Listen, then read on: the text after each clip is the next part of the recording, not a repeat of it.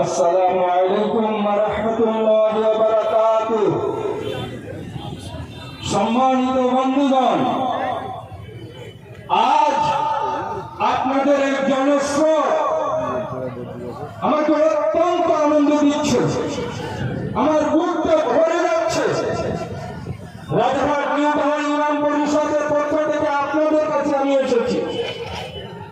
আপনারা ঘটকপুকুর এলাকার মানুষ যে জনপ্লাবন ঘটিয়ে দিয়েছে, আপনাদেরকে মোবারকবাদ এবং ধন্যবাদ জানিয়ে দুটি কথা বলবো।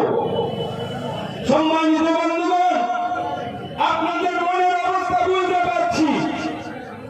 এই গত কয়েকদিন আগে ওয়াকফ বিল পাস হয়ে আইনে পরিণত হয়েছে, কিন্তু তারপরেও আমরা বাংলার মুসলমান, ভারতের মুসলমানরা রাজপথে নতুন করে ঝাঁপিয়ে পড়েছি। ওই আইনকে সম্পূর্ণভাবে তুলে নিতে হবে, বাতিল করতে হবে। যতদিন না বাতিল হবে ততদিন আমরা এই রাজপথ ছেড়ে যাব না। সারা বাংলা জুড়ে, সারা ভারতবর্ষ জুড়ে জনপ্লাবন সংগঠিত শুরু হয়েছে। সম্মানিত বন্ধুরা, কলকাতার বিকেলে প্রোগ্রাম দিয়ে কলকাতাকে আমরা অচল করে দিয়ে দিল্লির মসনদকে কাঁপিয়ে দেব। সম্মানিত বন্ধু, আপনাদের ইমানি জোশ, আপনাদের ইমানি ক্ষমতা আমি এই মুহূর্তে লক্ষ্য করছি।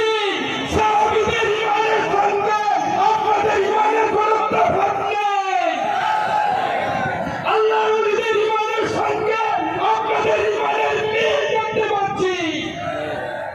এই ইমানি শক্তিকে বজায় রেখে এই রাজপথে দাঁড়িয়ে আজ এখানে, কাল ওখানে, তারপর দিন ওখানে, এইভাবে করে আমাদেরকে আপনার জনপ্লাবন ঘটিয়ে দিয়ে, আন্দোলন না থামিয়ে দিয়ে ঈদ পর্যন্ত লড়াই করেছে।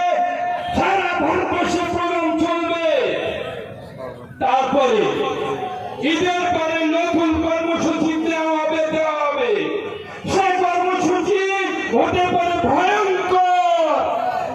সম্মানিত বন্ধুগণ, আমরা সাহাবীদের উত্তরসূরি অনেক কথা শুনছেন, তারপরেও আমরা এই ভারতবর্ষকে ইংরেজের হাত থেকে, গোলামীর হাত থেকে তাদের বুকে লাথি মেরে আমরা মুসলিম সম্প্রদায় ওলামারা তাদেরকে এই দেশ থেকে তাড়িয়েছিলাম। আজও সেই ক্ষমতা আমাদের আছে। সেই ক্ষমতার এই বিকাশ, সেই ক্ষমতার এই নমুনা, এই ঘটকপুকুরের মানুষ এই ক্ষমতা দেখানোর জন্য আজকে ঘটকপুকুর জন্ম থেকে স্তব্ধ করে দিয়েছেন আপনারা। সম্মানিত বন্ধু, এই আমার ইমানি পাওয়ার, এই শক্তি থেকে কিছু হতে হবে না। 5 বছর এইভাবে লাগাতার আন্দোলন চালিয়ে যেতে হবে।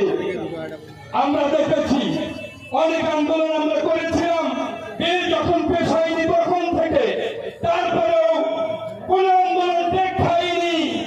সব আন্দোলনকে পুরো আঙুল দেখিয়ে মোদী অমিত শাহ বিল পাশ করিয়ে আইন তৈরি করেছে।